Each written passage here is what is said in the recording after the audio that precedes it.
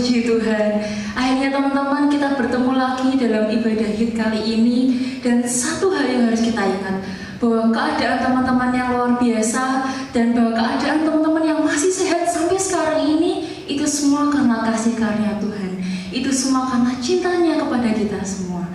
Sekarang mari kita satukan hati kita buat kita memuji menyembah Tuhan, bahwa saatnya kita bersyukur atas kasih Tuhan kepada kita.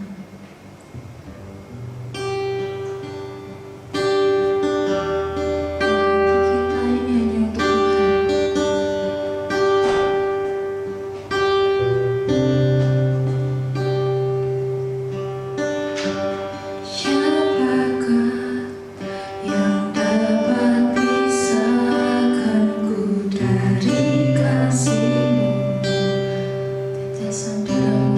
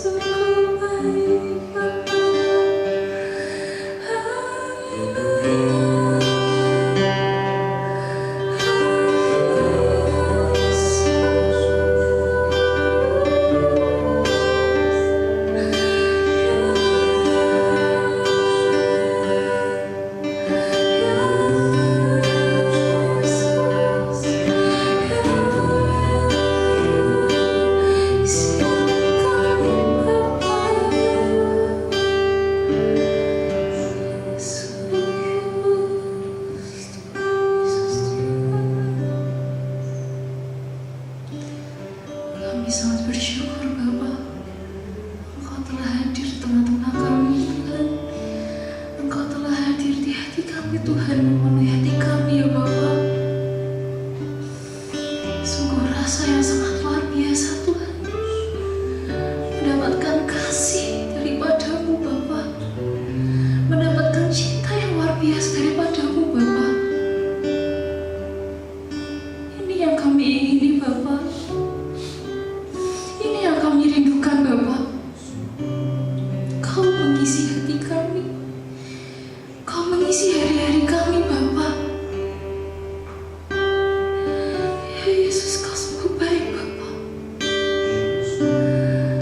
Kami sangat bersyukur Tuhan, Kau sangat baik ya Bapa. Kami sangat bersyukur atas malam ini Bapa, di mana kami Tuhan bisa bersatu hati memuji menyembah-Mu ya Bapa. Sungguh waktu yang menyenangkan bagi kami ya Bapa. Dan Yesus, biarlah Kau tak berhenti-hentinya beracara dalam kehidupan kami. Kau tak henti-hentinya bertindak Tuhan atas kehidupan kami ya Bapa. Dan biarlah untuk kedepannya Bapa, Engkau yang mengatur semuanya Tuhan. Engkau yang percaya Bapa, Engkau selalu memberikan yang terbaik bagi kami ya Bapa. Dan biarlah Tuhan, ibadah ini kami serahkan ke dalam nama-Mu ya Bapa. Engkau yang mengatur semuanya Bapa. Biarlah kami bisa merasakan hadirat-Mu Bapa. Dalam nama Yesus kami sudah berdoa dan mengucap syukur. Haleluya Tuhan. Amin. Mari beri sorak-sorai buat Tuhan kita. Sekarang teman-teman, mari kita bangkit berdiri terlebih dahulu.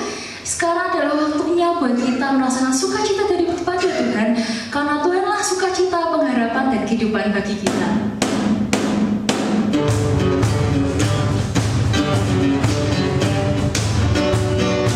Yang semangat ya teman-teman.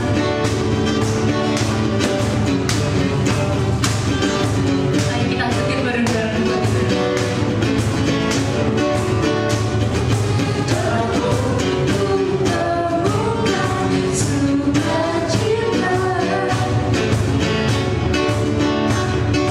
Dunia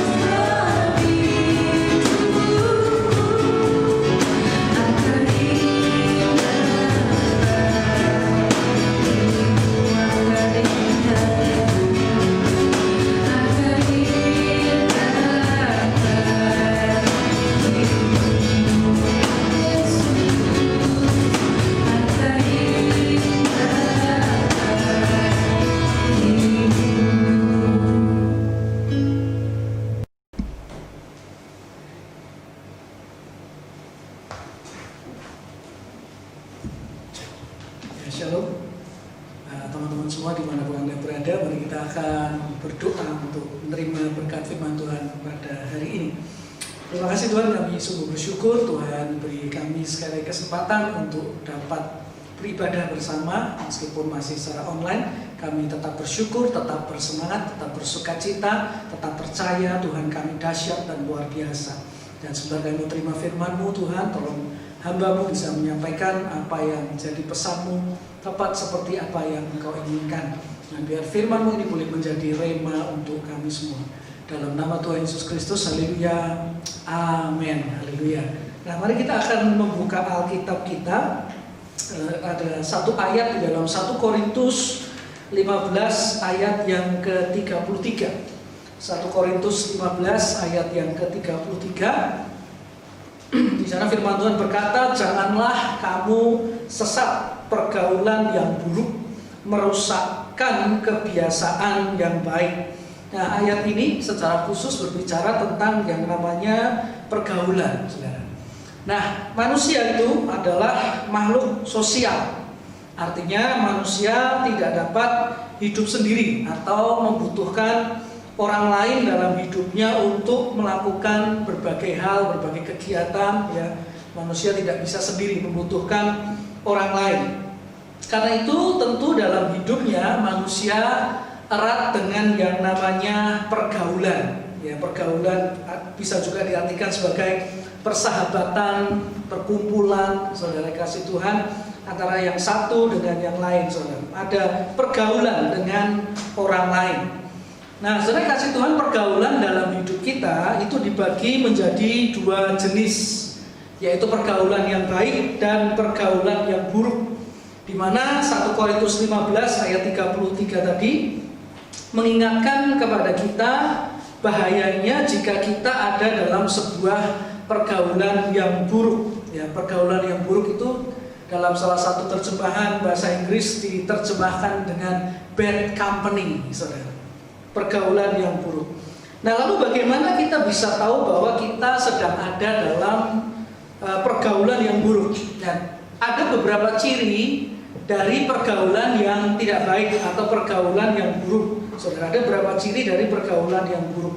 Yang pertama, tadi firman Tuhan berkata, pergaulan yang buruk akan merusakkan kebiasaan yang baik. Ya, jadi ciri pergaulan yang buruk yang pertama adalah merusakkan kebiasaan yang baik. Contohnya apa?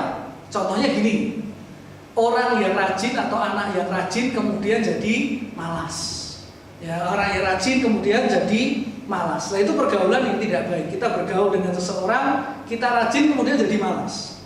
Lalu contohnya lagi merusak kebiasaan yang baik adalah dulunya kita tepat waktu, tapi karena pergaulan tidak baik jadi suka terlambat.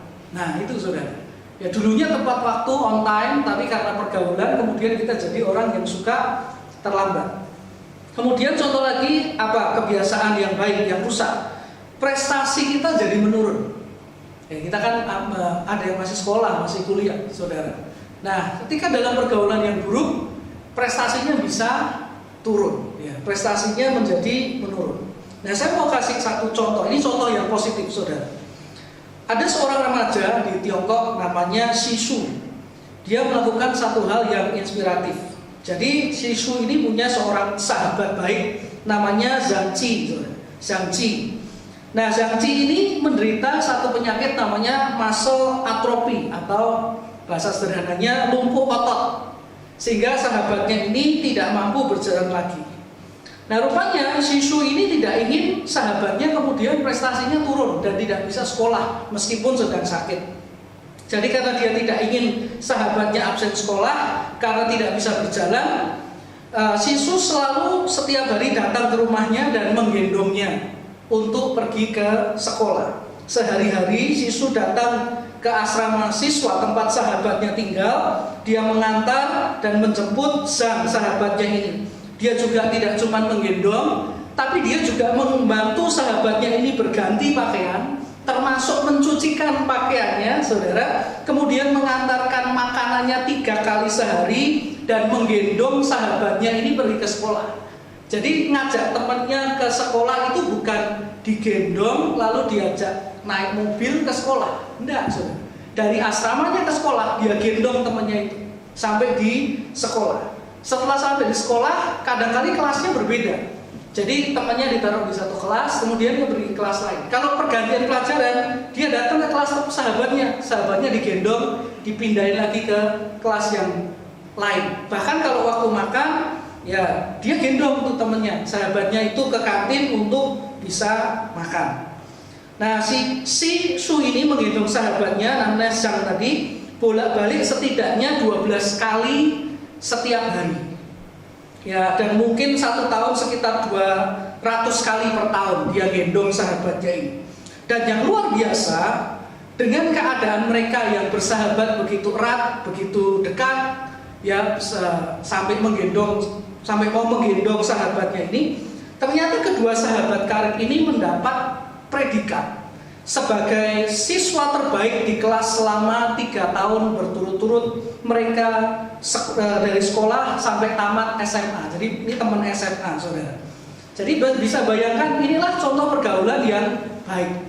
Ya tidak membuat prestasi jadi menurun, tapi saling menopang, saling mendukung sehingga prestasinya jadi baik. Lalu contoh lagi merusak kebiasaan yang baik, menjadikan hidup tidak produktif dan menyia-nyiakan waktu karena diisi hanya dengan bermain kesana kesini tanpa tujuan yang jelas. Nah itu contoh merusak kebiasaan yang baik. Kemudian ciri yang kedua dari pergaulan yang tidak baik adalah merusakkan moral yang baik. Ya, merusakkan moral yang baik. Terjemahan Alkitab versi yang lain mengartikan kebiasaan itu dengan moral atau akhlak. Jadi kalau kita bergaulnya tidak baik, punya pergaulan yang tidak baik, kita bisa jadi orang yang nggak ada akhlak, saudara. Ya, contohnya nggak ada akhlak tuh gimana? Orang yang moralnya tidak baik. Contohnya misalnya gini, setelah bergaul, seseorang kemudian memiliki sifat yang tidak sopan dalam ucapan, dalam tindakan, dalam sikapnya, ya saudara. Itu contoh dari pergaulan yang tidak baik, yang membuat seseorang kemudian punya sifat yang tidak sopan, omongannya kemudian tidak baik, suka miso, tindakannya jadi kurang ajar, sikapnya jadi kurang ajar. Ya, kalau kita perhatikan terakhir ini kan banyak istilah tuh, anjir, anjrit, anjay. Nah, saudara kasih Tuhan itu istilah itu sebenarnya kan miso, saudara. Yaitu sebenarnya omongan anjing yang diplesetkan. Nah, miso itu nggak cuma zaman sekarang, semenjak zaman saya dulu juga kayak gitu. Dan orang tua saya sering sekali mengingatkan, jangan temenan sama itu. Supaya apa? Jangan ketularan miso. Ya, sukanya ya sama sih yang dari dulu juga yang dipakai mesti ya hewan satu itu, saudara, yang buat miso, saudara. Ya itu contohnya gitu, merusak moral. Kemudian apa? Merusak moral itu cirinya seperti apa? Membuat seseorang kemudian memiliki sifat pemberontak dan pemarah. Jadi setelah bergaul, jadi punya sifat pemberontak, punya sifat pemarah. Ada 2 ayat yang menarik di Amsal 22, ayat 24 dan 25. Di sana dikatakan gini, jangan berteman dengan orang yang lekas gusar, jangan bergaul dengan seorang pemarah, supaya engkau jangan menjadi biasa dengan tingkah lakunya dan memasang jerat bagi dirimu sendiri. Terjemahan bahasa Inggris mengartikan dengan begini, bad temper is contagious, don't get infected. Artinya gini, temperamen yang buruk itu menular, jangan sampai terinfeksi. Ya, jadi kalau kita bergaul dengan pergaulan yang suka marah, yang suka memberontak, kita akan terinfeksi dengan sifat-sifat yang akhirnya merusak moral kita, saudara. Contoh lagi, seperti apa pergaulan yang merusak moral? Yang pergaulan yang merusak moral adalah ciri yang ketiga, menjadikan kita memiliki sifat jahat. Seperti apa? Ikut-ikutan membenci, ikut-ikutan kerasani, ikut-ikutan menyakiti orang lain. Kemudian kita juga jadi egois atau suka membuli orang lain. Nah, itu contoh pergaulan yang tidak baik, saudara. Merusak moral, merusak sikap, ucapan, tindakan kita menjadi tidak baik gara-gara bergaul dengan seseorang atau bergaul dengan satu kelompok yang lain, saudara. Kemudian ciri yang ketiga, saudara, dari pergaulan yang tidak baik adalah merusak kehidupan rohani kita atau menjauhkan kita dari Tuhan. Contohnya pergaulan yang mengajak untuk berbuat dosa. Misalnya sederhana nyontek, saudara, atau berbuat dosa, minum minuman keras atau pakai narkoba atau yang lain, saudara. Atau misalnya melihat atau menonton hal-hal yang jahat dan berdosa, diajak teman, ya, nonton ini, nonton itu yang kita tahu itu dosa. Kemudian merusak hidup kerohanian atau menjauhkan dari kita. Contoh yang kedua, membuat kita menjadi berkurang kasih dan kesungguhan kepada Tuhan. Pergaul, kemudian kita jadi nggak makin cinta Tuhan, makin jauh dari Tuhan, nggak makin sungguh-sungguh, makin loyo, saudara, kerohanian. Kemudian merusak hidup rohani itu juga membuat kita makin tidak percaya kepada Tuhan. Ya, bergaul tapi membuat kita tidak bertumbuh imannya, tidak tumbuh percayanya pada Tuhan, tapi justru makin lama roh kita makin kendor, saudara. Saya mau tunjukkan ada satu contoh yang baik di dalam Lukas 5 ayat 18 sampai 20. Lukas 5 ayat 18 sampai 20. Lalu datanglah beberapa orang mengusung seorang lumpuh di atas tempat tidur. Mereka berusaha membawa dia masuk dan meletakkannya di hadapan Yesus. Karena mereka tidak dapat membawanya masuk berhubung dengan banyaknya orang di situ, naiklah mereka ke atap rumah, lalu membongkar atap itu dan menurunkan orang itu dengan tempat tidurnya ke tengah-tengah orang banyak tepat di depan Yesus. Ketika Yesus melihat iman mereka, berkatalah ia, "Hai saudara, dosamu sudah diampuni." Saya percaya kita nggak asing dengan cerita ini.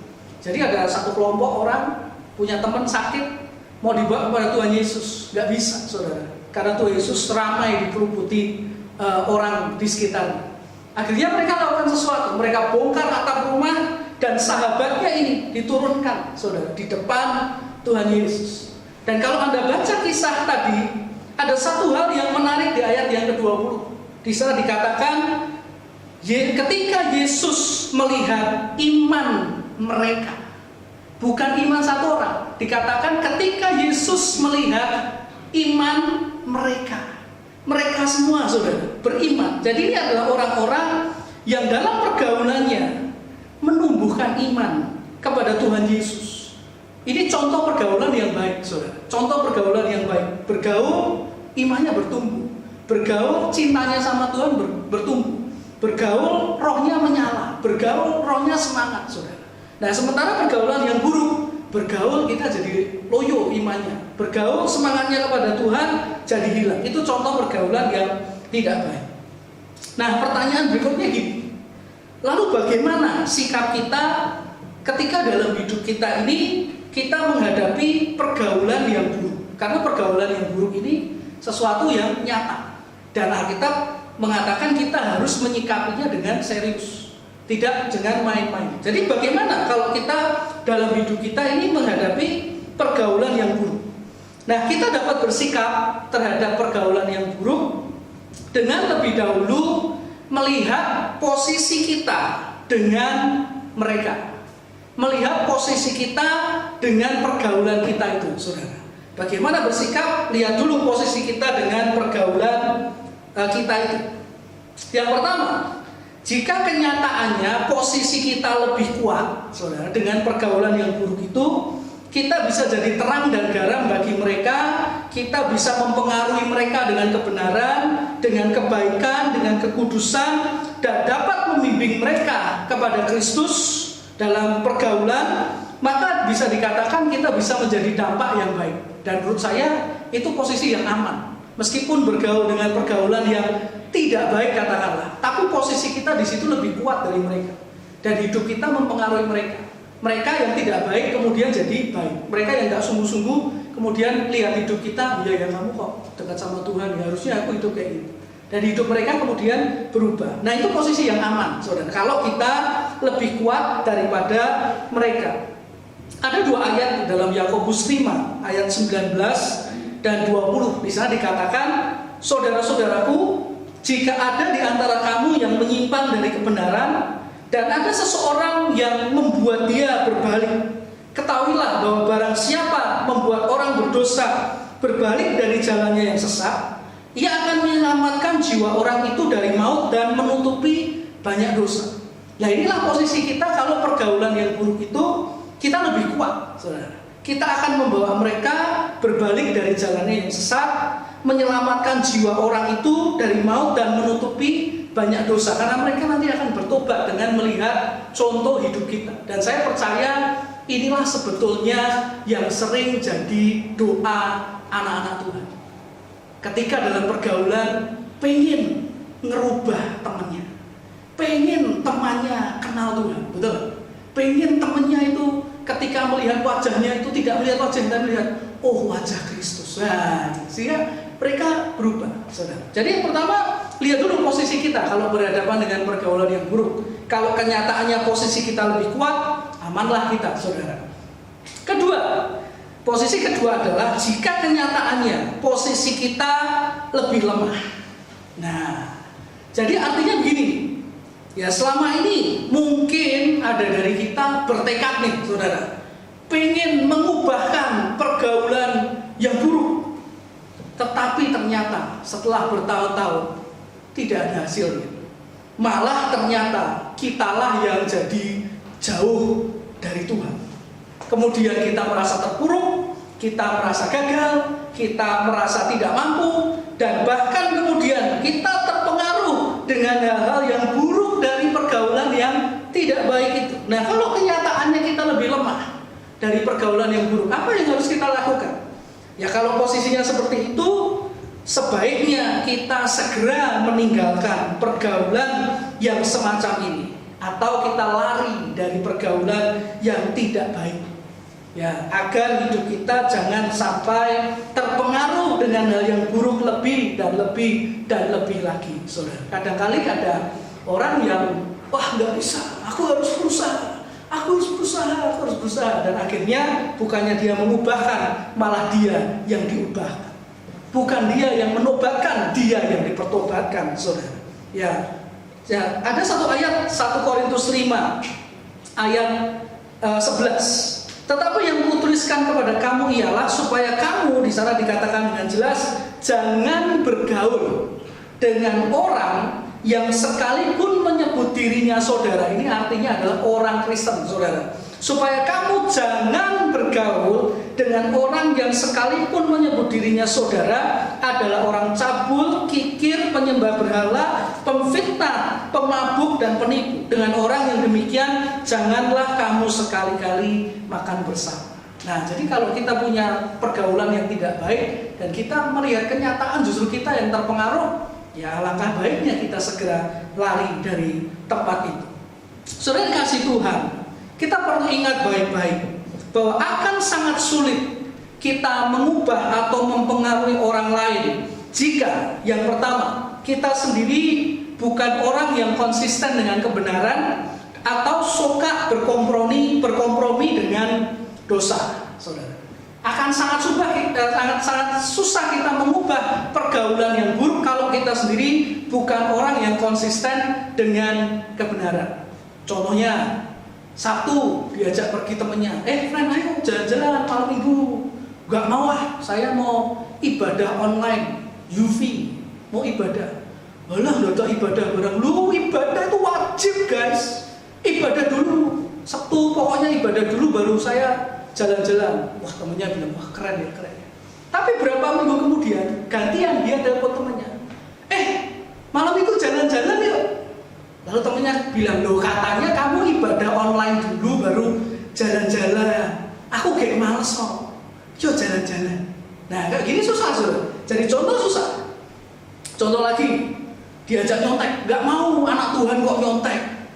Tapi berapa waktu kemudian dia berkata pada temennya, aku conteki. Loh katanya anak Tuhan gak boleh nyontek. Aku lali aja roh, raiso jawab tinggo. Conteki sekali ini aja. Setelah itu kita berdoa minta ampun pada Tuhan. Gawat, saudara. Atau contoh lain, saudara, kumpul sama teman, bilangnya gini, kita semua ini adalah anak-anak Tuhan. Tuhan mencintai kita. Kamu, saya, kita semua adalah anak-anak Tuhan. Ingat siapa kita? Anak-anak Tuhan. Tapi besoknya ketemu temennya jengkel. Lalu bilangnya apa? Dasar setan kamu ya. Ini setan apa anak Tuhan, saudara? Nah, saudara, apa jadi-jadian? Apa sih lupa, saudara? Nah itu saudara, susah kalau kita nggak konsisten mau merubah ya susah, saudara. Kemudian susah mengubah pergaulan kalau kita sedang kehilangan fokus dan tujuan. Misalnya dulunya memang mau berubah, tapi karena lama tidak berubah, akhirnya kita yang menyerah, saudara. Nah, nggak bisa mengubah akhirnya, saudara. Yang ketiga, akan sulit untuk mengubah pergaulan kalau kita sendiri sedang ada dalam hidup kerohanian yang jatuh bangun. Jadi kalau kita mau mengubah dan hidup kita nggak bisa jadi teladan, ya susah, saudara. Karena itu lebih baik jika kita ada dalam posisi yang kedua, lebih baik kita memilih untuk pergi, yang menjauh dari pergaulan yang buruk agar bisa menjaga diri dengan lebih baik. Ini posisi kedua. Nah, ada satu lagi posisi yang ketiga, dan menurut saya ini adalah posisi yang paling menarik. Bagaimana jika kita karena keadaan harus bergaul atau ada dekat dengan pergaulan yang tidak baik, sementara kita menyadari kadang kita juga terpengaruh dengan pergaulan tersebut. Misalnya, pertama, mereka teman sekolah kita atau mereka teman kerja kelompok kita, tapi suka miso, suka ngomong kasar, suka ngomong jorok, suka nonton yang tidak baik, ya mereka ngajak untuk mabuk, ya mereka ajak untuk merokok atau memakai obat terlarang. Kita mau lari, tapi mereka teman sekolah kita, teman satu kelompok. Mungkin kita kalau kerja kelompok pun harus sama mereka, saudara. Contoh yang kedua, misal teman kita adalah teman kerja, tapi suka jelek-jelekin orang, saudara. Teman kerja, tapi hobinya gosip. Teman kerja, tapi suka pakai cara yang curang untuk mendapatkan keuntungan. Gimana caranya pergi? Kita kerja bareng tiap hari, saudara. Lalu yang ketiga, misalnya, mereka adalah orang-orang yang ada di dekat kita. Misalnya sudah lama jadi teman dekat, dulu hidupnya memang ruwet bareng, tapi sekarang kita sudah mau berubah karena menyadari diri sebagai anak Tuhan, tapi masih sering terpengaruh karena merasa sudah CS, kental, saudara, sudah dekat dengan temannya. Gimana? Atau kondisi berikutnya, mereka anggota keluarga kita, tapi punya pengaruh yang buruk bagi kita. Misalnya ada anggota keluarga kita ketemu tiap hari, tapi kalau ngomong nyakitin, kalau ngomong melukai, ngomongnya kasar misalnya, atau sikapnya tidak peduli dengan keluarganya, egois, mementingkan diri sendiri, saudara. Nah, gimana? Jika keadaannya seperti ini, apa yang bisa kita lakukan? Rasanya kan nggak mungkin untuk menjauhi dari mereka, atau sulit menjauhi pergaulan yang buruk, dan kadang malah kita terpengaruh. Apa yang harus kita lakukan? Nah, kalau kita ada dalam posisi yang ketiga, ada beberapa hal yang bisa kita perbuat. Yang pertama adalah batasi atau kurangi interaksi dengan pergaulan yang kita rasa adalah pergaulan yang tidak baik. Bicara seperlunya, bergaul seperlunya saja. Tapi ingat, jangan membenci orang yang ada di pergaulan yang buruk itu. Mendoakan mereka adalah pilihan yang terbaik agar mereka juga mengalami jambahan dari Tuhan. Tapi batasi, kurangi interaksi dengan pergaulan yang kita rasa tidak baik. Kedua, kalau kita ada dalam keadaan seperti itu, perbanyak interaksi dengan pergaulan yang baik, saudara. Pergaulan yang baik. Saya percaya pergaulan kita kan, ya, kalaupun ada yang buruk, tapi tidak semuanya buruk. Kalau kita memilih semua pergaulan kita buruk, yaitu bodoh namanya, saudara.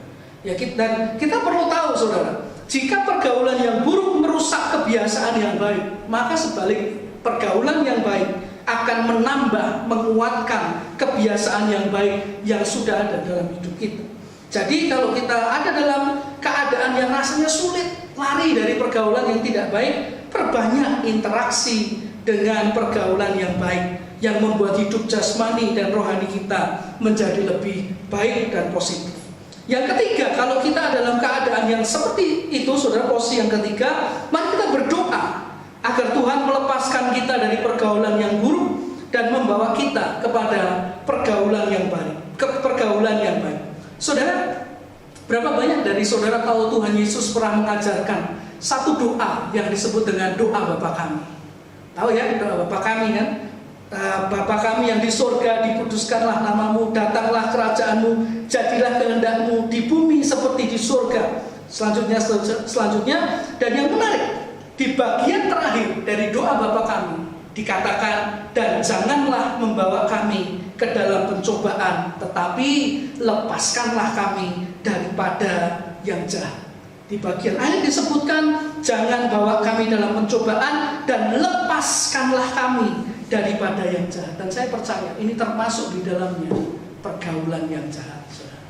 Jadi kalau kita ingin lepas dari pergaulan, kita berdoa, saudara, supaya Tuhan melepaskan kita dari pergaulan yang tidak baik dan membawa kita kepada pergaulan yang baik. Yang keempat, kalau kita terpaksa ada dalam pergaulan yang seperti itu, berani bayar harga supaya hidup kita tetap benar. Buat manusia rohmu tetap kuat, buat manusia rohmu lebih kuat dari hari lepas sehari, supaya kita bisa melawan pengaruh yang tidak baik itu. Dan yang kelima, yang terakhir, kalau kita sedang ada dalam pergaulan yang buruk tapi rasanya nggak mungkin untuk keluar dari situ karena berbagai keadaan tadi, yang kelima caranya adalah gunakanlah seluruh perlengkapan senjata Allah, saudara. Gunakan seluruh perlengkapan senjata Allah. Berapa banyak saudara percaya bahwa dalam pergaulan buruk ada campur tangan kuasa gelap di dalam? Percaya? Iya dong, saudara. Namanya juga pergaulan yang buruk, saudara.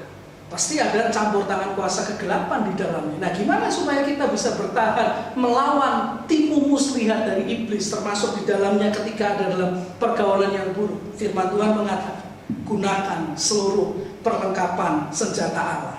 Berdiri tegak, ikat pinggang kebenaran, baju sirah keadilan, kasut kerelaan memberitakan Injil, perisai iman, ketopong keselamatan, pedang roh, dan dalam segala waktu berdoa dalam roh dan berjaga-jaga di dalam doa dengan permohonan yang tak putus-putusnya untuk segala orang kudus. Ya, jadi sudah kasih Tuhan, kalau kita merasa aku sebetulnya pengen keluar dari pergaulan yang tidak baik, tapi kondisinya nggak memungkinkan, aku tetap harus ada di situ. Nah ini saudara, jangan lupa setiap hari ketika Anda harus ada di sana, pakai perlengkapan senjata Allah, saudara.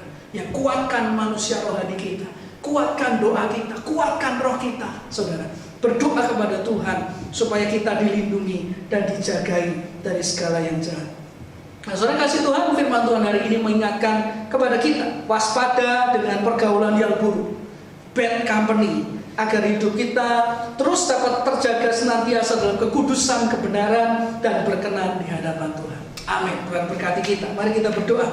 Terima kasih Tuhan, kami sungguh bersyukur untuk firman-Mu Tuhan, dan hamba-Mu terbatas menyampaikannya, tapi kami berdoa biar Roh Kudus sendiri Tuhan menjadikan rema dalam hidup kami, supaya kami jadi anak-anak Tuhan yang memilih pergaulan yang benar dan mendapatkan pergaulan yang buruk. Kalaupun kami terpaksa ada di dalamnya Tuhan, biar hidup kami tetap terjaga, hidup kami tetap benar, tetap kudus, dan kami berdoa supaya kami bisa jadi terang dan garam yang baik untuk pergaulan yang tidak baik itu. Terima kasih Bapak Surgawi, kami bersyukur juga untuk ibadah kami hari ini, dan sebentar kami mau akhiri ibadah kami hamba berdoa dimanapun anak-anak-Mu berada, Kau menyertai, memberkati, mengurapi, memampukan mereka untuk makin hari makin berkenan di hadapan-Mu. Kami selesaikan dan akhiri ibadah kami hari ini di dalam nama Tuhan Yesus Kristus. Haleluya, amin, haleluya. Tuhan memberkati kita semua.